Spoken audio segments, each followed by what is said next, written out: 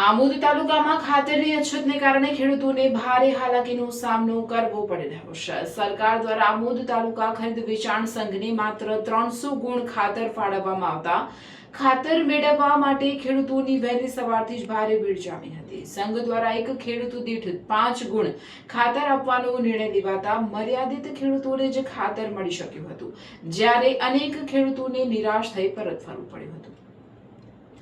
આમોદ તાલુકામાં ખાતરની અછત વચ્ચે ખેડૂતો ખાતર મેળવવા માટે વલખા મારી રહ્યા છે। સરકાર દ્વારા આમોદ તાલુકા ખરીદ વેચાણ સંઘ ખાતે માત્ર 300 ગુણ ખાતર ફાળવવામાં આવ્યું હતું, જેના કારણે સંઘ ખાતે ખેડૂતોની ભારે ભીડ જોવા મળી હતી। સંઘના મેનેજર દ્વારા એક ખેડૂત દીઠ 5 ગુણ ખાતર આપવાનો નિર્ણય લેવામાં આવ્યો હતો।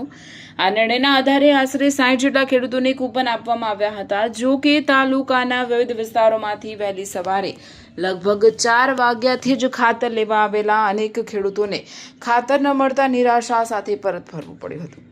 આ અંગે સંઘના મેનેજરે જણાવ્યું હતું કે સરકારના માર્ગદર્શન મુજબ ખાતરનું કાળા બજાર અને સંગ્રહખોરી અટકાવવા માટે મર્યાદિત જથ્થામાં ખાતરનું વિતરણ કરવામાં આવી રહ્યું છે।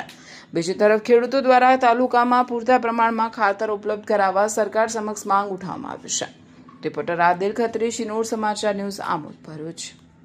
ખેડૂતોને જે માલ આવતો હોય માલને 5 ગુણ પ્રમાણે અમે એ લોકોને નંબર આપીને નંબર પ્રમાણે ખાતરનું વિતરણ થાય છે અને અત્યારે અહીં બેઠેલા છે અને બધા નંબર આપેલા છે અને નંબર પ્રમાણે માલ લઈ જાય છે। ખેડૂત દીઠ કેટલા ખાતર આપવાના હતા સરકાર તરફથી અને તમારા તરફથી કેટલું વિતરણ સરકાર તરફથી તો કૃષિ યુનિવર્સિટી નવસારી તરફથી જાણ કરવામાં આવેલી છે। ખેતી પાક હજુ ઉગેલો નથી અને એક ખેડૂતને સરકારનું ભરૂચ જિલ્લા પરથી અમને એવી સૂચના થયેલી છે, એક ખેડૂતને 10 ગુણ 1 મહિનામાં એક જ વખત આપવાનો સર્ક્યુલર આપેલો છે। તો અમે ખેડૂત આવે છે, ખેડૂતના આઠાની નકલને આધાર કાર્ડની નકલ લઈ અને ખેડૂતની સંખ્યાના પ્રમાણમાં વિતરણ કરીએ છીએ।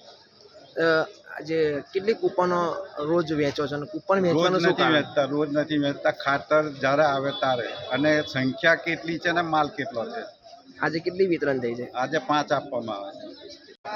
ચિત્તુભાઈ મોહનભાઈ વસાવા, મુકામ કાંકરિયા। શું હતું આજે? આજે ખાતર વિતરણ માટે કહેવામાં આવેલું કે ભાઈ શુક્રવારે તમને ખાતર મળશે।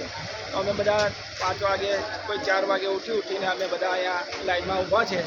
હવે અત્યારે લગભગ 60 કૂપનોની વિતરણ કરવાનું છે।